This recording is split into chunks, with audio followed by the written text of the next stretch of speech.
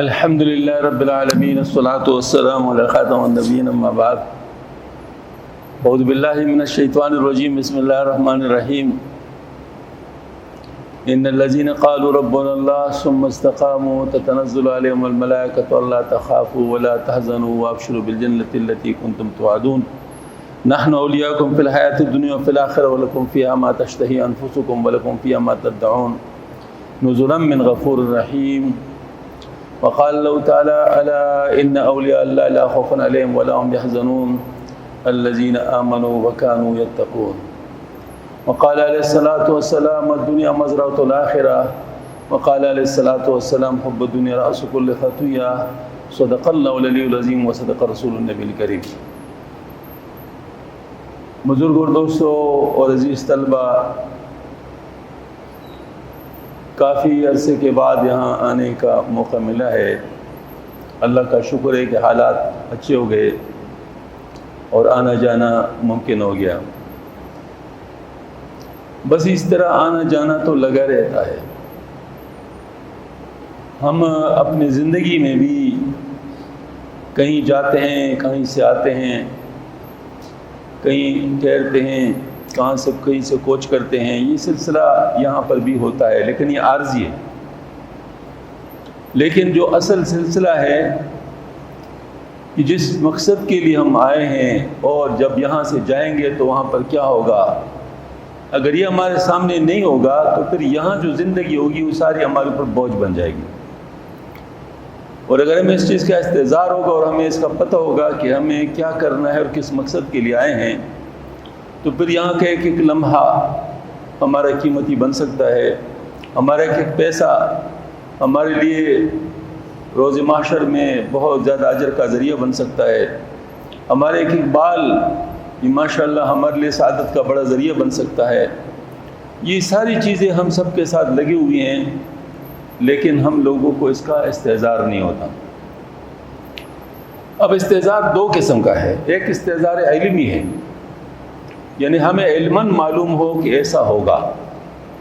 یہ تو سارے مسلمانوں کو نصیب ہے. ہر مومن کو اس بات کا پتہ ہے کہ ہم یہاں پر کس لیے آئے ہیں اور وہاں پر جا کر کیا ہوگا. وبالآخرۃ هم یوقنون، یہ بنیادی بات ہے آخرت پر جو یقین ہے. لہٰذا اس کا یہ جو معاملہ ہے علماً تو ہم سب مسلمانوں کو اس کا علم ہوتا ہے کہ ایسا ہوگا. لیکن اس بات کا استحضار کا مطلب ہر وقت ہمیں یہ یاد ہو اور ہم اس کے مطابق سارے فیصلے کر لیں، سارے معمولات کر لیں، سارے اعمال کر لیں. اس کے لیے بڑی محنت کی ضرورت ہے. یہ تھوڑی محنت کی بات نہیں ہے، بہت بڑی محنت کی ضرورت ہے. اور وہ محنت کیا ہے وہ میں آپ کو اگر بتاؤں تو آپ سب کو حیران ہو جائیں گے. ہمارا جو نفس ہے ہمارے اندر داخل ہے، یعنی ہمارے ساتھ لگا ہوا ہے، اور ہمارے نفس کے تقاضے ہر وقت ہیں. کوئی لمحہ ایسا نہیں ہے جس میں نفس کا کوئی تقاضا نہ ہو. اور نفس کے تقاضے اگر تربیت نہ ہو چکی ہو تو ہمیشہ شر کی طرف ہوتے ہیں. اب بھی کتنی خطرناک باتیں ہیں. یعنی اگر ہم لوگوں کی تربیت نہ ہو چکی ہو تو نفس کے تقاضے ہمیشہ شر کی ہوتی ہیں. اس کو نفس امارہ کہتے ہیں، اور یہ ہمیشہ برائی کی طرف مائل کرتے ہیں. میں نہیں کہتا، قرآن کہتا ہے. قرآن پاک میں وَمَنْ يُبَرِّئُ نَفْسَهُ إِنَّ النَّفْسَ لَأَمَّارَةٌ بِالسُّوءِ إِلَّا مَا رَحِمَ رَبُّكَ. تو یہ مطلب یہ ہے کہ یہ تو بالکل ایسی بات ہے کہ ہر ایک کے ساتھ تو یہ چیز لگی ہوئی. پھر ایک شیطان ہے، ہر آدمی کے ساتھ شیطان پیدا ہوتا ہے. آپ صلی اللہ علیہ وسلم سے پوچھا کہ کیا آپ کے ساتھ بھی شیطان پیدا ہوا تھا؟ فرمایا ہاں، لیکن میرا شیطان مسلمان ہو گیا تھا. تو آپ صلی اللہ علیہ وسلم کی شان ہے کہ ایسا ہو سکتا ہے، باقی کے لیے تو ایسا ممکن نہیں ہے. تو شیطان ہمارے ساتھ لگا ہوا ہے، نفس ہمارے اندر موجود ہے. نفس کے جو تقاضے ہیں وہ شیطان کے لیے ذریعہ ہے. شیطان اس کے ذریعے سے وسوسہ ڈالتا ہے اور وسوسے کے ذریعے سے ہمیں گمراہ کرتا ہے. اب کہیں پر بھی آپ کو قرآن میں بھی نظر نہیں آئے گا، حدیث میں بھی نظر نہیں آئے گا، بزرگوں کا کسی قول میں بھی نظر نہیں آئے گا کہ شیطان کی تربیت کرو. شیطان کی تربیت ممکن بھی نہیں ہے اور اس کا حکم بھی نہیں ہے، کیونکہ وہ ہمارے اختیار میں نہیں ہے. لیکن اس سے بچنا ہمارے اختیار میں ہے. شیطان سے بچنا ہمارے اختیار میں، لیکن شیطان کی تربیت کرنا ہمارے اختیار میں نہیں ہے. اس وجہ سے اس کا حکم بھی نہیں ہے. اب اس سے بچے کیسے؟ تو جو اس کا ذریعہ ہے اس ذریعے کو اپنے ہاتھ میں لے لو تو پھر اس سے بچ جاؤ گے۔ کیسے؟ نفس امارہ کے اوپر اگر محنت کی جائے تو یہ نفس لوامہ بن جاتا ہے، نفس لوامہ بن جاتا ہے۔ اس کا بھی قرآن پاک میں ذکر ہے، لا اقسم بالنفس اللوامہ۔ ہاں جی، تو نفس لوامہ کیا ہوتا ہے؟ یہ کچھ خود آگاہ نفس ہوتا ہے جس کو اچھے برے کی تمیز ہوتی ہے، اس کو پتہ ہوتا ہے کہ کون سی چیز صحیح ہے کون سی چیز غلط ہے۔ شر والا نفس آگے بڑھ کے کچھ غلط کام کر لے، اس پر پھر یہ پچھتاتا ہے، توبہ کی توفیق ہوتی ہے۔ تو یہ نفس لوامہ یہ گویا کہ درمیان کا نفس ہے، اور یہ بھی کسی بھی مسلمان کو کچھ محنت کے ذریعے سے حاصل ہو سکتی ہے۔ اس کے بعد پھر اللہ کرے ہمیں نصیب ہو جائے نفس مطمئنہ ہوتا ہے۔ نفس مطمئنہ، یہ جو نفس مطمئنہ ہے نا، یہ اصل نفس ہے، اس کی ایسی بشارت ہے نا، اللہ تعالیٰ کرے ہمیں اس کا یقین آ جائے نا تو دل خوش ہو جاتا ہے۔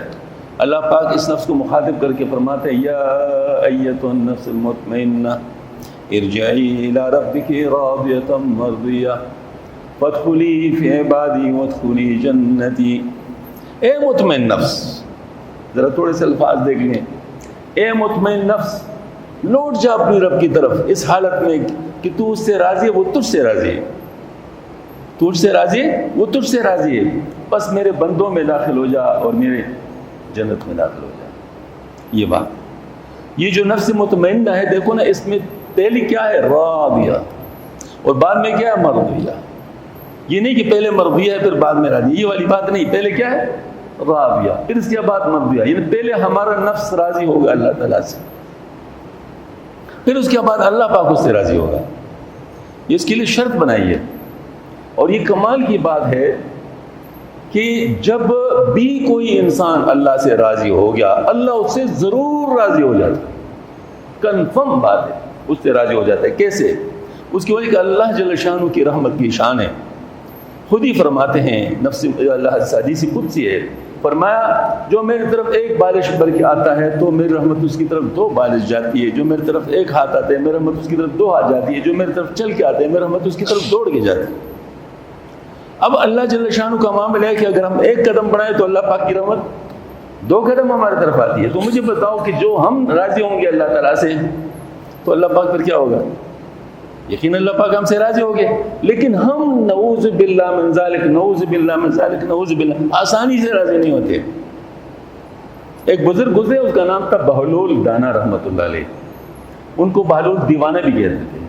اس کی ان کی باتیں عام لوگ کی سمجھ میں نہیں آتی تھی، لیکن ہوشیار لوگ کی سمجھ میں آتی تھی، تو ہوشیار لوگ ان کو بہلول دانا کہتے تھے اور عام لوگ ان کو بہلول دیوانہ کہتے تھے۔ یہ ہارون رشید کے دور میں تھے، تو ہارون رشید چونکہ مصر تھے تو ایک دوسرے کے ساتھ ان کی گپ شپ بھی کبھی کبھی لگی رہتی تھی۔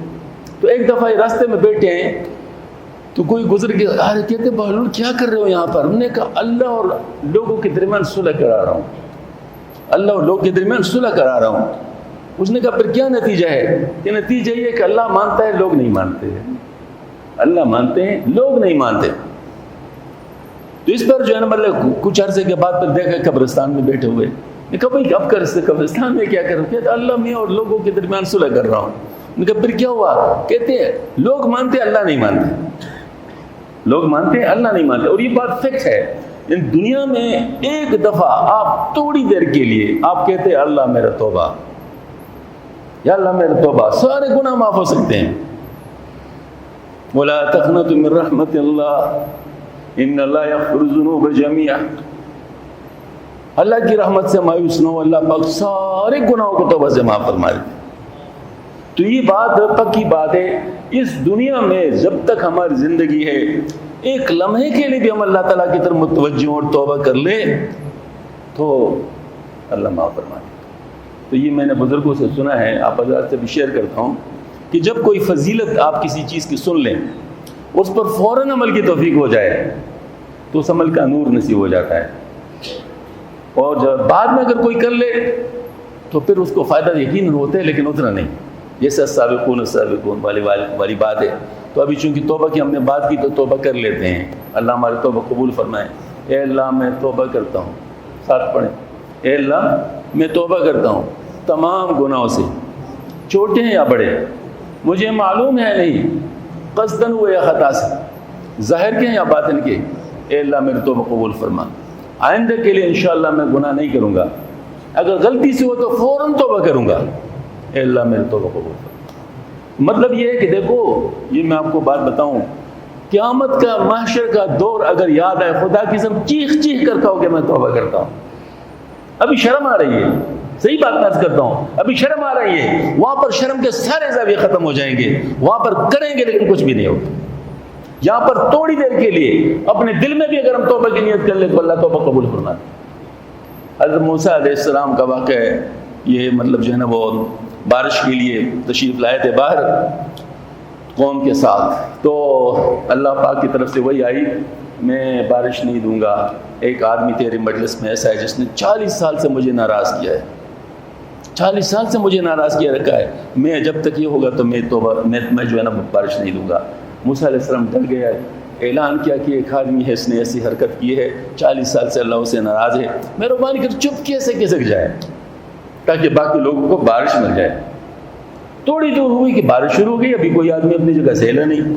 اب موسیٰ علیہ السلام کو فکر ہوئی کہ لوگ کہیں گے تو جھوٹ والی بات ہے, پیغمبر پہ تو جھوٹ کے الزام بہت سخت ہوتا ہے, تو بہت پریشان ہو گئے. تو اللہ پاک سے عرض کیا, اللہ ابھی تو میں نے یہ بات کی اور ابھی بارش شروع ہو گئی, تو میں کیا کروں, یہ کیا مسئلہ. اللہ پاک نے فرمایا اس آدمی نے میرے ساتھ صلح کر لی ہے, اس آدمی نے میرے ساتھ صلح کر لی ہے, لہٰذا وہ میرا دوست ہے, بس وہ سے میں بارش دے دی. تو اس نے دل میں توبہ کر لیا تھا. دیکھیں نا, سمجھ میں آ گئی نا, دل میں توبہ, اس نے کوئی زبان بھی نہیں ہلائی, دل میں توبہ کر لیا, لیکن اللہ پاک نے توبہ قبول فرما لی. تو یہاں پر تو اتنی آسانی ہے, وہاں پر لوگ چیخ چیخ کر کہیں گے, حتیٰ کہ موت کے وقت کہتے پھر کچھ نہیں ہوگا, پھر کچھ نہیں ہوگا. لیکن یوں بات سمجھ, موت سے پہلے موت کی تیاری ہوتی ہے, موت کے وقت موت کی تیاری نہیں ہوتی. موت سے پہلے موت کی تیاری ہوتی ہے. ابھی میں نے جو آیت کریمہ تلاوت کی ہے, کیا فرماتے ہیں, ان الذین قالوا ربنا اللہ, جو لوگ کہہ دے رب ہمارے اللہ ہے, صرف کہنا نہیں, مسلمان سارے کہتے ہیں ہمارے رب اللہ ہے, لیکن جو رب اللہ کو مانتے رشوت کیوں لیتے ہیں, جو رب اللہ کو مانتے ہیں سود کیوں لیتے ہیں, جو رب اللہ کو مانتے کرپشن کیوں کرتے ہیں, جو رب اللہ کو مانتے ہیں کیوں تو دھوکہ دیتے ہیں. اس کا مطلب ہے قول الگ ہے, فعل الگ ہے. سمجھ میں آ گئی بات. تو جس قول کے پیچھے فعل نہ ہو وہ قول قابل اعتبار نہیں ہے. جس قول کے پیچھے فعل نہیں ہو وہ قول قابل اعتبار نہیں ہے. تو اس کا مطلب ہے کہ وہ قول جو قابل اعتبار ہے, جس نے کہا ان الذین قالوا ربنا اللہ, جس نے کہا ہم رب ہمارے اللہ ہے, سبحان اللہ, ثم استقاموا, پھر اس پر قائم رہے. قائم رہنا یہ بات بہت اہم ہے. جنید بغدادی رحمۃ اللہ علیہ کے پاس ایک شخص ٹھہرے ہوئے تھے 10 سال کہ مجھے کوئی کرامت نظر آ جائے گی. کوئی کرامت نظر نہیں آئی, آخر مایوس ہو کر جانے لگے. یہ لوگوں کے بھی عجیب عجیب خیالات ہوتے ہیں. ہاں جی, تو خیر بہرحال جانے لگے تو حضرت کو اندازہ ہو گیا کہ یہ تو ذرا ناراض ہو کے جا رہے ہیں. تو پوچھا بھائی کیوں جا رہے ہو؟ انہوں نے کہا حضرت 10 سال آپ کے ساتھ گزارے, میں نے آپ کے ہاتھ پہ کوئی کرامت نہیں دیکھی. کہ خدا کے بندے, اس عرصے میں مجھ سے کبھی سنت کے خلاف کوئی کام ہوتے دیکھا ہے؟ اس عرصے میں 10 سال کے عرصے میں مجھ سے سنت کے خلاف کوئی مطلب حرکت دیکھا ہے؟ کہتے نہیں. فرمایا جنید کی اس سے بڑھ کر کیا کرامت ہوگی کہ اس نے 10 سال تک اللہ کو ناراض نہیں کیا. اور پھر فرمایا الاستقامت فوق الکرامت, استقامت کرامت سے اونچی چیز ہے. کرامت ایک غیر اختیاری چیز ہے, استقامت اختیاری چیز ہے. فیصلے اختیاری چیزوں پہ ہوتے ہیں, غیر اختیاری چیزوں پہ نہیں ہوتے. مثلا آپ نے کوئی اچھا خواب دیکھا, کتنا ثواب ملے گا؟ بس آپ خوش ہو جائیں گے, ثواب کوئی نہیں مس کا. کسی کو کرامت بھی مل جائے اس پر بھی کوئی ثواب نہیں ہے. سبحان اللہ ایک دفعہ کہنے پہ ثواب ہے, چاہے کتنی غفلت کے ساتھ کا ہو پھر بھی اس پر ثواب ہے, اگرچہ تھوڑا ہے. غفلت سے نکل جائے پھر کہہ دے پھر بہت زیادہ ثواب ہے. لیکن بہرحال اگر غلطی سے مطلب ویسے بھی اگر کوئی کہہ دے سبحان اللہ تو اس پر بھی اجر ہے. کرامت پر کتنی بڑی کیوں نہ ہو, اس پر کوئی اجر نہیں. ہاں الگ بات ہے کہ اللہ پاک دیتا ہی ان کو ہے جن کو اللہ پسند فرماتے ہیں, یہ الگ بات ہے. لیکن اللہ پاک کا فیصلہ, کسی کو کرامت دے کر اس سے خوش ہوتے, کسی کو کرامت نہیں دے کر اللہ سے خوش ہوتے. کتنے صحابہ ہیں جن کی کرامت ہمیں معلوم ہے, کتنے صحابہ ہیں؟ بہت کم صحابہ ہوں گے. اور یقین جانیے کہ سارے اولیاء اللہ میں سے کوئی بھی صحابی تک نہیں پہنچ سکتا. آج صحابی کا مقام اتنا اونچا ہے. تو بہرحال میں اس لیے عرض کر رہا تھا ان الذین قالوا ربنا اللہ ثم استقاموا، جس نے کہا رب ہمارے اللہ، پھر اس پر قائم رہے، پھر کیا ہوگا؟ اس پر فیصلہ سنو. اللہ اکبر.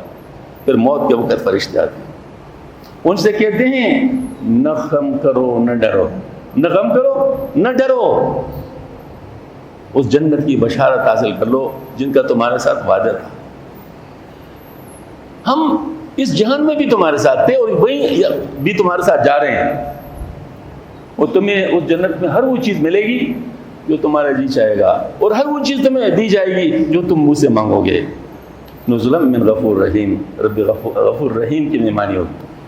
اس کا مطلب یہ ہوا کہ دیکھیں جس نے تیاری کی موت سے پہلے، استقامت کی اپنی بات پر کہ رب ہمارے اللہ ہے، اس پر قائم رہے، تو اس کو پھر یہ بشارتیں دی جائیں گی موت کے وقت. اور موت کے وقت اگر کسی کو پتہ چل گیا کہ میری پوری زندگی غلط گزری ہے، بے شک خون کی آنسو کی جگہ خون مطلب اس کی آنکھوں سے بہنے لگے نا، کچھ بھی فائدہ نہیں. بس اس وقت بس صرف افسوس اور حسرت کی بات ہوگی، اس کے علاوہ اور کچھ بات نہیں ہوگی. لہٰذا ہمارے پاس جو اگر چانس ہے نا، وہ کیا ہے؟ اسی موت سے پہلے دیکھا ہے. اور مجھے بتائیں موت کا کسی کو پتہ ہے؟ ہم میں سے کسی کو پتہ ہے کہ موت کب آئے گی میری؟ مجھے تو پتہ نہیں. ہاں جی، موت کا کسی کو پتہ نہیں، کسی کو پتہ نہیں. بس اس وجہ سے موت سے پہلے کا مطلب کیا ہے کہ فوری توبہ کر لو. موت سے پہلے کا مطلب کیا ہے؟ فوری توبہ کر لو، دیر نہ کرو. دیر کرنا بڑا خطرناک ہے. اور توبہ کرنے کے بارے میں آپ سے بات عرض کر رہا ہوں. بعض لوگ کہتے ہیں پھر ہم سے گناہ ہو جائے گا، توبہ پھر کیا فائدہ؟ بعض لوگ کہتے ہیں اس طرح، توبہ کر لیں گے پھر گناہ ہو. بھائی پھر گناہ ہو گیا پھر توبہ کر لو. پھر توبہ کرنے سے روکا ہے؟ اگر گناہ پھر ہو گیا، قصدن تو گناہ کرنا نہیں ہے نا. میں کہتا ہوں اگر کوئی قصدن گناہ کرتے اس سے بڑا بھی کو اور کیا ہوگا. لیکن ہو گیا گناہ تو توبہ پھر کر لینا. پھر توبہ کرنے کے بعد پھر غلطی ہوگی پھر توبہ کر لینا. ایک بزرگ نے بڑی عجیب بات فرمائی، فرمایا دیکھو میں آپ کو ایک آسان طریقہ بتاتا ہوں گناہوں کو چھوڑنے کا. فرمایا اس طرح کرو کہ جب کبھی تم سے گناہ ہو جائے نا، فوراً 2 رکعت صلاۃ توبہ پڑھ کر اللہ پاک کے سامنے گڑ گڑا کے رو کہ اللہ میں نے غلطی کی، میں توبہ کرتا ہوں. اس سے وہ گناہ معاف ہو جائے گا اور 2 رکعت صلاۃ توبہ کا اجر بھی مل جائے گا. پھر آپ سے گناہ ہو گیا، پھر آپ نے 2 رکعت صلاۃ توبہ پڑھ لی، پھر اس کے بعد آپ نے دونوں شروع کر لیے، پھر اللہ پاک نے معاف کر دیا اور 2 رکعت صلاۃ توبہ کا اجر بھی مل گیا. جب آپ بار بار پکی بات ایک سا کریں گے تو شیطان تھک جائے گا، کہے گا اوف یہ تو مصیبت ہے، یہ تو میں اس کو مطلب جو سے گناہ کراتا ہوں اور یہ پھر جو ہے نا مزید اس پہ پروموشن لیتا ہے. یعنی گناہ تو اس کا معاف ہو جاتا ہے نا توبہ سے، اور اس کے 2 رکعت صلاۃ توبہ کا اس کو الگ ثواب بھی ملتا ہے. تو اس سے گناہ ہی چھوڑواؤ، تو پھر سے گناہ خود بھی چھوڑوا لیتا ہے. اس کا مطلب ہے کہ اگر ہم خود یہ بات کر لیں کہ اپنے اوپر لازم کر لیں، اول تو گناہ کا سوال ہی نہیں، مطلب تصور ہی نہیں کرنا چاہیے کہ گناہ مجھ میں کر لوں. لیکن خدا نخواستہ گناہ ہوتا ہے تو پھر فوراً توبہ ہمارے ساتھ ہونی چاہیے. پھر کیا ہوگا؟ ماشاءاللہ بس رستہ صاف ہوتا جائے گا. ابھی دوسری آیت جو میں نے تلاوت کی ہے نا، وہ بھی بڑی عجیب ہے، بہت عجیب آیت ہے. اللہ پاک اس کی سمجھ نصیب فرمائے. اللہ پاک فرماتے الا ان اولیاء اللہ لا خوف علیہم ولا هم يحزنون الذین آمنوا وكانوا يتقون. اب اس آیت میں اولیاء اللہ کا لفظ ہے. میرے خیال میں بیٹھے ہوئے لوگوں میں سے کوئی بھی ایسا شخص نہیں ہو جو اولیاء اللہ کو نہیں جانتا ہوگا. سب جانتے ہیں نا اولیاء اللہ کو، کہ اولیاء اللہ کون ہوتے ہیں؟ اللہ کے دوست ہوتے ہیں، پیارے لوگ ہوتے ہیں اللہ کے. اب ولایت بڑی اونچی بات ہے. دیکھو پیغمبری تو اب نہیں مل سکتی، صحابیت بھی اب نہیں مل سکتی. ہاں ولایت کا دروازہ قیامت تک کھلا ہے، ولایت مل سکتی. اب ولایت کیسے ملے گی؟ بہت آسان فارمولہ اللہ پاک نے فرما دیا. کیا ہے؟ 2 باتیں، صرف 2 باتیں فرمائے، یہ کرو پھر ولی اللہ بن جاؤ گے. اور وہ کیا ہے؟ الذین آمنوا وکانوا یتقون، جو ایمان لا چکے ہیں، ایمان والے ہیں اور جنہوں نے تقوی اختیار کر لیا. اس کا مطلب تقوی اختیار کرنے سے ولایت مل جاتی ہے.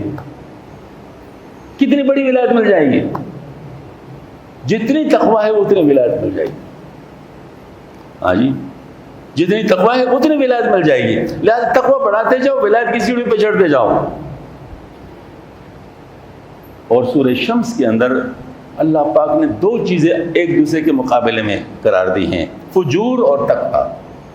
فَأَلْهَمَهَا فُجُورَهَا وَتَقْوَىٰ، کہ اللہ پاک نے الہام کی نفس کو دو چیزیں، اس کے فجور اور اس کا تقویٰ۔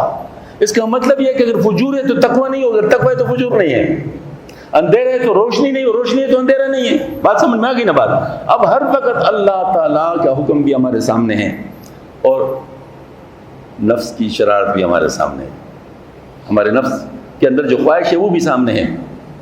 اب مثال کے طور پر میں جا رہا ہوں، راستے پر غیر محرم پہ نظر پڑ گئی، اب نفس کا یہ خواہش کرے گا کہ اس کو دیکھو، اللہ کا حکم کہ نہ دیکھو، صاف بات ہے نہ دیکھو۔ اچھا اب میں یا اس بات کو مانوں گا یا اس بات کو مانوں گا، دونوں میں سے کوئی ایک بات تو مانوں گا نا۔ اگر میں نے نفس کی بات مانی تو فجور میں پڑ گیا، اگر نفس کی بات میں نے مانی تو کیا ہو گیا؟ فجور میں پڑ گیا۔ اور اگر اس بات کو چھوڑ اللہ کی بات مان لی تو پھر تقویٰ حاصل ہو گیا۔ تو تقویٰ جو ہے نا یہ کیا چیز ہے؟ فجور کی ضد ہے۔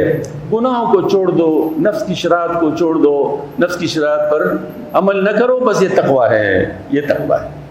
تو اس کا کیسے حاصل ہوگا؟ اس کا مطلب ہے کہ ہمیں باقاعدہ نفس کی تربیت کرنی پڑے گی، نفس کی تربیت باقاعدہ کرنی پڑے گی۔ نفس کی تربیت کیسے ہوتی ہے؟ نفس کی تربیت بے ضد ہوتی ہے، یعنی ضد، اس کے مخالفت۔ اس کی مخالفت کیا چیز ہے؟ اس کو عرف عام میں مجاہدہ کہتے ہیں۔ عرف عام میں اس کو مجاہدہ کہتے ہیں، مجاہدہ کرنے سے۔ اور اللہ پاک فرماتے ہیں وَالَّذِينَ جَاهَدُوا فِينَا لَنَهْدِيَنَّهُمْ سُبُلَنَا، آپ مجاہدے کے راستے پہ چل پڑے، اللہ پاک خود بخود راستے نکالیں گے۔ ہاں جی، تو مجاہدہ کیا ہے؟ نفس کے ساتھ گویا کہ مقابلہ کرنا ہے، ہر آن ہر لمحے نفس کے ساتھ مقابلہ کرنا ہے۔ جو بھی نفس کہتا ہے، کوئی خواہش کا اظہار کرتا ہے غلط، اس کو نہ مانو، اللہ پاک کی بات مانو۔ تو اس کے لیے باقاعدہ دو قسم کے مجاہدے، ایک مجاہدہ ہے یوں کیسے شرعی، اور ایک مجاہدہ اختیاری جو کسبی ہے۔ مطلب جو ہم لوگ مثال کے طور پر دیکھو، میں نے اینک پہنی ہوئی، اب اینک میں نے کیوں پہنی ہوئی ہے؟ بہت سارے لوگوں نے اینک نہیں پہنی ہوئی، اس کی وجہ کہ ان کی نظر ٹھیک ہے تو ان کو اینک پہننے کی ضرورت ہی نہیں ہے۔ میری نظر کمزور ہو گئی ہے، اگر میں اینک نہیں پہنتا تو مجھے پھر چیزیں نظر نہیں آتی۔ اس طریقے سے اگر شرعی مجاہدہ کسی کا صحیح ہے، مثلا نماز صحیح پڑھ رہا ہے، روزہ صحیح رکھ رہا ہے، زکوٰۃ صحیح دے رہا ہے، حج صحیح کر رہا ہے، معاملات اس کے صاف ہے، یہ مطلب تو پھر اس کو کسی مجاہدے کی اور کی ضرورت نہیں ہے، وہ ٹھیک چل رہا ہے، وہ ٹھیک چل رہا ہے۔ لیکن ان چیزوں میں اگر کمزوری ہو تو پھر مجاہدہ کی ضرورت، اختیاری مجاہدے کی ضرورت ہے، مطلب اختیاری مجاہدہ، تاکہ نفس ہمارا ٹرین ہو جائے اور ہم لوگ اس کو کر سکیں۔ یعنی مثال کے طور پر ایک آدمی ہے، وہ شخص ہے، وہ جو ہے نا صبح نہیں اٹھ سکتا، آپ اس کو کہتے اچھا ٹھیک ہے صبح نہیں اٹھ سکتے، میں آدھے رات سے کھڑے ہو کے جو ہے نا مطلب اس کو تمہیں کھڑے رکھوں گا، تم کیسے نہیں اٹھتے؟ اب جب وہ آدھی رات مسلسل چند دن ہو گیا، وہ کہ یار صبح اٹھنا ٹھیک ہے، اس کے لیے میں تیار ہوں، یہ آدھی رات سے مطلب جنریٹر، یہ تو بہت بڑا مشکل کام۔ تو مطلب یہ کہ اس سے زیادہ بہت ڈر، دیکھیں مثال کے طور پر دیکھو نا، آپ نے کوئی چیز اس طرح یہ مڑی ہوئی ہے اور یہ اس میں الاسٹیسٹی ہے، آپ نے اس طرح کر لیا واپس آ گیا، اس طرح کر لیا پھر واپس آ گیا، اس کو اس طرح موڑ لو اپوزٹ ڈائریکشن میں، پھر چھوڑو تو پھر برابر آ جائے۔ اگر آپ صرف اس طرف لائے گئے تو پھر واپس آ جاتے۔ تو ہمارے نفس کی الاسٹیسٹی اس میں ہے، لہٰذا اگر ہم نفس کی مخالفت میں اتنا زور اس پر ڈالیں گے مجاہدے کا تو پھر یہ خود آ جائے گا۔ اس کو نرم کرنے کے لیے، آپ کو پتہ ہے نا لوہے کو ویسے نہیں موڑ سکتے، جب آپ اس کو گرم کرتے ہیں نرم کرتے ہیں پھر موڑ سکتے ہیں۔ اس کو نرم کرنے کے لیے، گرم کرنے کے لیے ذکر اللہ ہے، ذکر اللہ ہے۔ آپ صلی اللہ علیہ وسلم نے فرمایا ہر چیز کے لیے کوئی صفائی کا آلہ ہوتا ہے، دلوں کے صفائی کے لیے آلہ کیا ہے؟ وہ ذکر اللہ ہے۔